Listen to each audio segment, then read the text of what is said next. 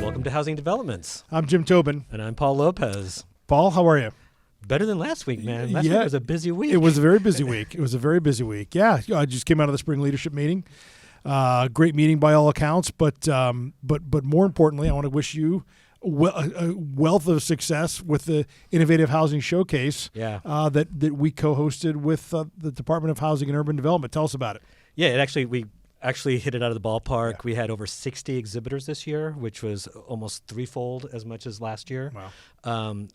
Everything that we're hearing from the exhibitors, from the attendees, from more importantly the HUD secretary, she loved it. So all around success. Kudos to Reagan Hansford from my team, who also happens to produce our this producer podcast. That's right. But no, we couldn't be happier. We achieved the mission of highlighting innovation that will help housing affordability, which is a big thing for our members and the industry at large. So I think we nailed it. So for our listeners and viewers, tell us a little. So what were some of the technologies there? What were some of the things you saw that were really the standout? Well, I think the key thing was different ways of building. I think we have that expectation of, okay, our guys only build the same way over and over again. So it's kind of interesting to see how people are doing 3D printed homes. That's coming up. We did that last year, but it's coming more and more as I don't want to say mainstream yet, but at least it's getting into the idea. Technology is becoming more normalized. That's right. And then we also had some of our building systems members coming in and kind of showing what they can do at the manufacturer's level and then bring it in. So, and then the stuff that's happening inside the home too, anything from hemp being used. Sweet. I know you love that. Hemp being used as insulation, and in some ways, as structural panels as well. So yeah, absolutely. So it was actually pretty cool. And then HUD had a lot of stuff going on there as well, to kind of showcase some of the things that they're working on. That was very important to them, but it was really kind of cool. We had 3 full blocks of the nation's mall. Yeah, that's awesome. Yeah, so. And a gorgeous weekend. Then most importantly, right? And that's right. Especially spring in DC can be rainy, hot, or humid, but I think we knocked it out of the park on weather too. But that's great. Congratulations to you and the team. No, I appreciate it. Yeah, that's great. And now let's give kudos to government affairs and the overall reckoning of what happened with LegCon this year. Yeah. Lake Colson and the whole government affairs team did a great job. We had over 700 people on Capitol Hill. I know I got a lot of calls from my friends up there saying, hey, the builders are everywhere. And I love to hear that just because it's a chance for us to bring our members right to the congressional offices and talk about, we talked about transformers, we talked about workforce development, we talked about energy codes, and all of that impact on housing affordability. So a successful day. I'm talking to the builders afterwards at our reception where we did a little post-mortem over a couple cocktails, but really a lot of energy coming off the Hill. A lot of member meetings that week. Now, that was a function of some of the shenanigans that are going out there. But but we really did have a great day on Capitol Hill, and it just reinforces why advocacy is one of our top priorities and why the members care about it. And it wasn't just builders, right? I mean, we had associates. I mean, we had people representing the entire spectrum of the home building industry. Yep, and met with hundreds of lawmakers, but really a great day on Capitol Hill. So what can make it better next year? Well, next year, more people, right? The more people we can get involved, the better. I think it's about reminding everybody that DC isn't broken, and housing is on the top of mind on Capitol Hill's agenda. Now, we can have debates on what that agenda looks like, but people are talking about it. People get the constituents can't afford a home or an apartment. There's not enough supply out there. I think universally every member of Congress gets that we need to build more. And having our the people in the country that are going to do that up there to talk about the barriers to allowing them to build more supply has been really important. No, absolutely. And there's a couple of legislative things happening this week, hopefully, that kind of pushes our agenda. So talk about that. Yeah, gas stoves, right? That's one thing we've been hearing about for several months. We know there's this war on fossil fuels. We know there's certainly a war on natural gas, which used to be the clean fuel 10 years ago. Now it's a dirty fuel. Or at least in many people's How did that minds. happen? Yeah, and so while there's this yearning apparently and zeal for more electrification. People seem to forget that the renewables to make more electrification or make more electricity just aren't online yet, and obviously there's incentives to do that. The transmission lines across the country, that whole grid still needs to be built out. So in the meantime, let us not forget about A, natural gas, but B, why don't we give consumers a choice? Right. I have a gas stove in my house. I really enjoy cooking on gas. But some people like electric, or just the in the parts of the country where electric is more affordable. It needs to be about choice, and to ban one particular fuel seems a little to fly in the face of housing affordability in my mind. Yeah, I don't get when people reach out to us and say like, well, you guys are just trying to, fight this fight for whatever. Like, no, we're not doing that. Our guys, as you know, will build whatever the consumer wants. That's right. But you're absolutely right. It's all about choice, and especially in areas in the up north where it's super cold, where they're prone for the electricity gets down. It's nice to have that either propane backup or that natural gas backup to keep the house warm. Yeah, or we find now that there's jurisdictions in the country that are asking you to build.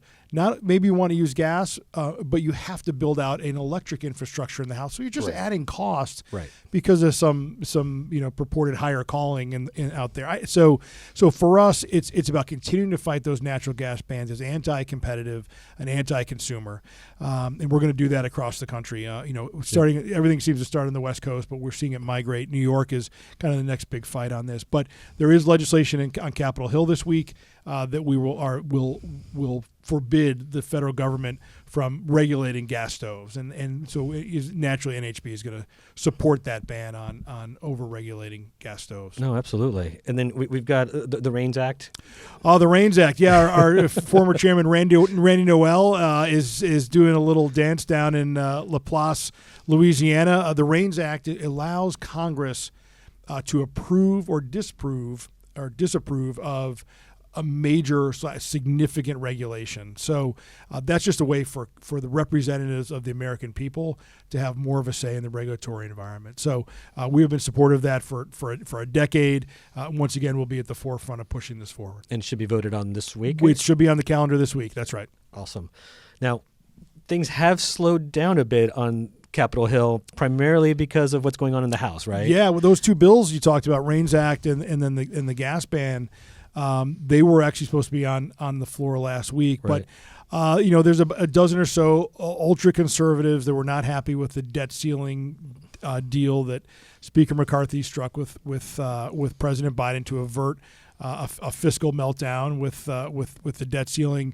So they decided to kind of take their ball and went home, and with such narrow majorities. They actually stopped floor action last week and sent Congress home early. Now, from a lot of people's perspective, if Congress isn't working, maybe that's a good thing. In my mind, it's not a good thing, especially when there are two pieces of legislation we care about. We're kind of caught up in this political personality contest. Looks like everybody's at least buried the hatchet in each other's backs for now, and we'll wait for the next crisis. But I think we'll see a little bit more regular order next few weeks. But the concern that we're starting to hear is if this keeps going, then fiscally there could be some real repercussions down when it comes to September. Yeah. So the fight's over whether or not the conservatives want to take the deal that Speaker McCarthy crafted with President Biden and reduce those spending numbers even more. Hopefully cooler heads will prevail. They'll get to the numbers. My guess you'll see again more of a bipartisan group come together to honor the caps that were set in place, and then they'll move on from there. So, but it's not an easy time to be the Speaker of the House. Yeah, no doubt. I guess the final thing we should talk about this week is the Fed, right? The Fed. We're recording this on Wednesday. Today's the date that they're going to announce, their views of how the economy is doing and whether or not they need to slow it down or speed it up. You've spoken to Rob Dietz, our chief economist. What does he have to say? Yeah, Rob believes that this will be a pause. That this meeting will be a pause. In 6 weeks from now, they'll reevaluate with maybe a potential of a quarter-point adjustment. We have inflation numbers were out yesterday, I believe, and they were 4%, so still high, but falling. Right. And so there's a feeling that the Fed may pause here in order to see let the data come back in another month to see if what they have done is worked. They don't want to overshoot it. I love Rob's analogy of a controller, and you press your button too far and you fly past the channel you want. They're trying to avoid that and get to that soft landing. No, absolutely. So it's going to be a relatively busy week. Yeah. So, but then next week is actually even busier, right? I mean, a lot of data coming out and some even more stuff coming along on the horizon, right? Yeah, HMI comes out next week, so we'll see if we continue our upward trend. Every month has been moving up since for this year. We're at 50 last month. That's right. We'll see what happens on Monday, right? Correct. A little bit of a plug for those of you who don't know. Jim Tobin is normally on Fox Business when the HMI numbers come out. So if you want to see this man talking to, I've got a face for podcasts. Let's be honest. Stop. Please, join us on Monday on Fox Business around 10:30. I think is going to be the time that Jim shows up. So that should be fun. Then we have Starts the Next Day. Starts the next day, and that's where the rubber meets the road. That's right. That's right. We're in the spring. We're in the meat of the spring selling season. Actually, heading into the summer season. This will be those kind of moments of whether or not we see we're in that second half of the year recovery that Rob has been talking about. So optimistic that we're there. Yeah, and up to now, our builders are very happy because, like we talked about in our last podcast, what normally is a 12% reflection of inventory that our guys build, it's actually now closer to 30%. Even a little bit more than that. That's right. So hopefully, we're hoping that those numbers continue to stay up. That's right. Well, I saw out on our blog we talked about how land availability seems to be easing a little bit. Maybe there's some I don't say light at the end of the tunnel, but but there's some optimism out there. Yeah, no, absolutely. Yeah. And then we talked about the Fed this week. Next week, it's looking like the Fed's going to be asked to testify in front of both the Senate and the House. And the House, yeah, it's kind of they come up a couple times a year. This is next year, and it's a good old fashioned grilling because you have people who hate the Fed for whatever reason. Whether on the left, people think the Fed isn't regulating enough. On the right, they think they're trying to kill the economy. So, but it's theater. But I enjoy listening to Chair Powell in particular because he does seem to be more open than some past Fed chairs. Right. And hopefully he'll telegraph a little bit where they think things are going. So. Before we sign off, let me bring in one other issue here, a little bit further down on the horizon, but it's still worth mentioning. Property insurance. Yeah. Especially as it relates to California. We just saw two major insurance companies kind of pull out, primarily over climate-related issues. Yep. What are you hearing right now? Well, if you think about it, the only thing that California seems to be missing these days is locusts. They've got fires. They had those massive floods. We've got ice melt. We've got all kinds of stuff out there. So insurers are pulling out of the home market out there, which is just an affordability problem, right? Yeah. If fewer options and competition means higher rates for consumers. And you see that in a lot of the Tornado Alley or in the coast where we have hurricanes. Right. It's a constant problem, but something NAHB is watching very closely, and not just watching, actively looking at solutions for this. Whether there's a role for the federal government to play in the insurance markets, whether there's a way to go to insurance companies and find out what do they actually need from us. And naturally, people talk about resiliency and more codes and things like that. So balancing the needs of the insurance industry to make sure people can get affordable insurance, but with housing affordability as well. Are the insurance companies becoming the de facto regulators on land use at this point? Yeah, that's a great way to put it. I think that's true. If you're not going to insure in a floodplain, then we're not going to build in a floodplain, right? And there is something to that. There's a lot about the ESG movement when it comes to when the E in ESG is environmental. A lot of people talking about whether or not we should be building in those areas, or we should be insuring, or banks should be lending to homes that aren't up to the latest published code. So those are the things that we're following and concerned about. Yeah. But we're talking about, realistically, we're talking about months, if not years, before we start seeing real movement either on the legislative side or this becomes more of a national issue. Yeah, correct? I think what we have to remind insurance companies in particular is that we build the most resilient, most energy efficient, and in the safest home today. Yeah. Period. Yeah. And they should be focused on that, not about whether or not in 100 years from now we may see some kind of sea level rise that gives them pause. We need to remind people that we're building the best house in the world right now. And we're building where people want to live, right? It's about that's the choice, key. right? That's right. That's where people want to live. So, all right. Well, I think that's it Yeah, for this podcast. We covered a pretty good waterfront. Pardon the pun. Sorry.